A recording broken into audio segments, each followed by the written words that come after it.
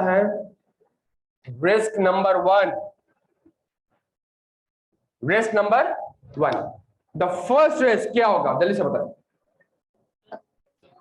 हाँ जी जल्दी,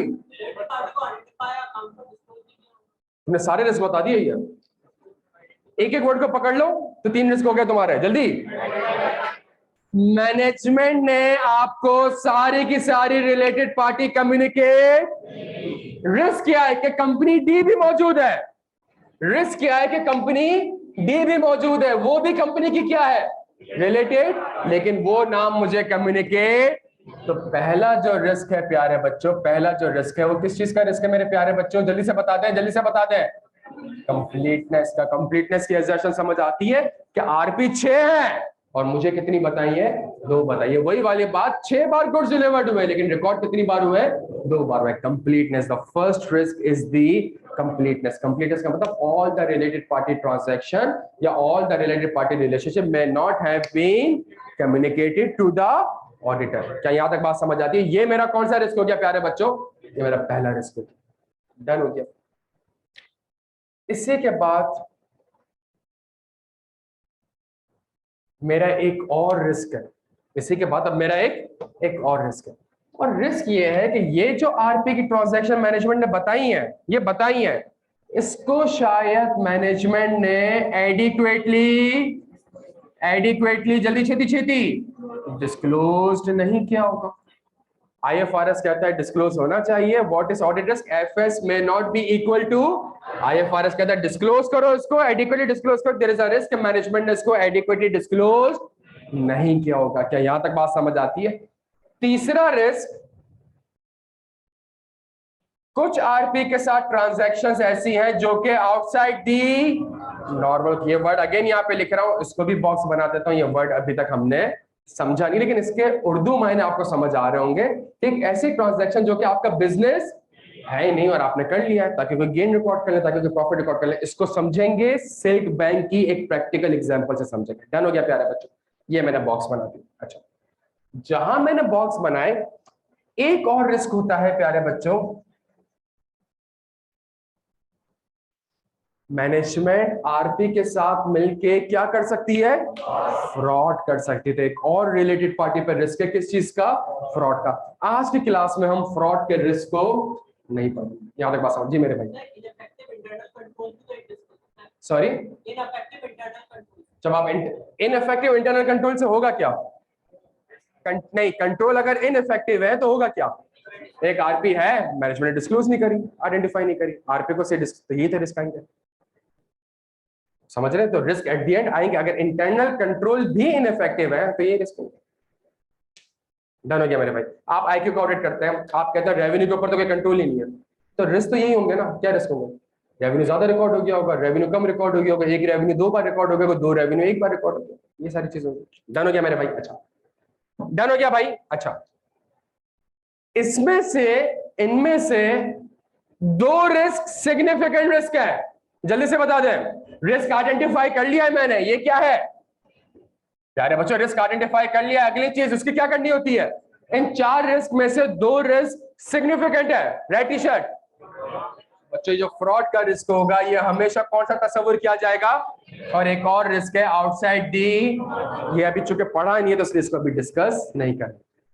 प्यारे बच्चों, मैंने प्लानिंग खत्म कर दी और प्लानिंग खत्म करके मैंने 4 ऑडिट रिस्क आइडेंटिफाई कर लिया। अगला काम क्या होगा मेरे प्यारे बच्चों, अब इसी रिस्क के अगेंस्ट मैं ऑडिट प्रोसीजर्स परफॉर्म करूंगा। प्यारे बच्चों, जबरदस्त, आ जाए अब कुछ प्रोसीजर्स परफॉर्म करते हैं, आ जाए कुछ ऑडिट प्रोसीजर्स। यहां पे मैं लिख देता हूं ऑडिट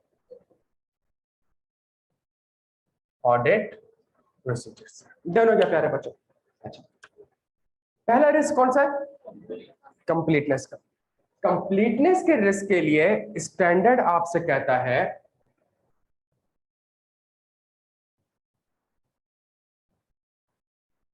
आप क्या देखें, इन्वेस्टमेंट रजिस्टर्ड देखें। आप क्या देखें मेरे प्यारे बच्चों, जल्दी से बता दें, शेयर होल्डर रजिस्टर्ड देखें। आप क्या देखें, minutes of the meeting of board of directors देखें। आप क्या लें, डायरेक्टर से एक कॉन्फ्लिक्ट स्टेटमेंट। आप क्या देखें, आप इनवॉइसेस देखें और जो कंफर्मेशंस आपको रिसीव हुई हैं आप वो देखें। ऐसा कहता है ये 5-6 प्रोसीजर करो, किस रिस्क के अगेंस्ट। अगर ये प्रोसीजर परफॉर्म करोगे तो इससे तुम कोई न्यू रिलेटेड पार्टी या एग्जिस्टिंग आरपी के साथ कोई न्यू ट्रांजैक्शन को आइडेंटिफाई करने के। डन हो गया। यहाँ पे मैं लिख रहा हूं, मैं समझा नहीं रहा आपको, सही है। अच्छा प्यारे बच्चों, ये मेरा हो गया पहला रिस्क। ये रिस्क प्रोसीजर्स। अगली बारी, रिलेटेड पार्टी की ट्रांजैक्शन को मैनेजमेंट ने एडिक्वेटली डिस्क्लोज नहीं किया होगा, इसके भी प्रोसीजर्स लिख लेते हैं।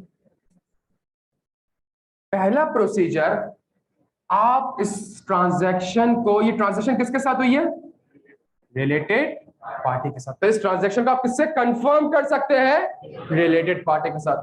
लेकिन प्यारे बच्चों, रिलेटेड पार्टी, क्या ये थर्ड पार्टी ऑडिट एविडेंस है? सुनिएगा प्यारे बच्चों, क्या ये थर्ड पार्टी ऑडिट एविडेंस है? ये तो कंपनी की ही रिलेटेड पार्टी है, तो ये थर्ड पार्टी एविडेंस नहीं है। हाँ, अगर सप्लायर कोई है, रिलेटेड पार्टी नहीं, तो उससे जो मेरे पास एविडेंस आएगा वो रिलायबल ऑडिट एविडेंस होगा। यहां जो मेरे पास ऑडिट एविडेंस आ रहा है वो रिलायबल, इस तरह कहता है। इसका मतलब है सिर्फ ये प्रोसीजर नहीं करें, रिलेटेड पार्टी और आपकी कंपनी के दरमियान अगर कोई ट्रांजैक्शन हुई है तो बीच में कोई पार्टी इन्वॉल्व हुई होगी, कोई इंटरमीडियरी इन्वॉल्व हुआ होगा। ये इंटरमीडिएट का वर्ड समझ आता है भाई? सेल करी है तो पैसा बैंक से क्या होगा, बैंक से आया होगा। अगर शेयर्स बेचे हैं तो बीच में कोई ना कोई ब्रोकर इन्वॉल्व हुआ होगा। तो आप किससे कंफर्म कर सकते हैं, किससे कंफर्म कर सकते हैं, इंटरमीडिएट। और अगर आप चाहें तो ऑडिटेड, और मैं आगे लिख रहा हूं एक ही बार, क्या, इफ एनी, तो आप सामने वाली कंपनी के रिलेटेड पार्टी के ऑडिटेड फाइनेंशियल स्टेटमेंट भी इंस्पेक्ट कर सकते हैं। बच्चों क्या यहां तक बात समझ आ रही है? 3 प्रोसीजर वो आपसे कहता है, ट्रांजैक्शन किसके साथ हुई है, रिलेटेड पार्टी के साथ, उससे कंफर्म कर लो। लेकिन ये रिलायबल तो नहीं है, तो बीच में कोई ना कोई इंटरमीडिएरी होगा, उससे कंफर्म कर लो। और उसका भी तो ऑडिट होता होगा, और अगर उसका ऑडिट हो चुका है तो उसके ऑडिटेड, वहां जाके देख लो कि वहां पे ट्रांजैक्शन को किस तरीके से डिस्क्लोज किया है। केपीएमजी कंपनी ए का ऑडिट कर रहा था, कंपनी बी का ऑडिट कौन कर रहा था प्यारे बच्चों, पीडब्ल्यूसी। पीडब्ल्यूसी ने अगर कंपनी बी का ऑडिट किया हुआ और इसके जो ऑडिटेड एफएस होंगे, यहां पे देखने के इस ट्रांजैक्शन को किस तरीके से डिस्क्लोज किया गया। क्या यहां तक बात समझ आती है मेरे प्यारे बच्चों? तीसरा, outside the normal course of business. सिर्फ इसको लिख रहा हूं मैं, सही है। स्टैंडर्ड यहां पे आपसे कहता है कि आप एक काम करें, आप इंस्पेक्ट करें।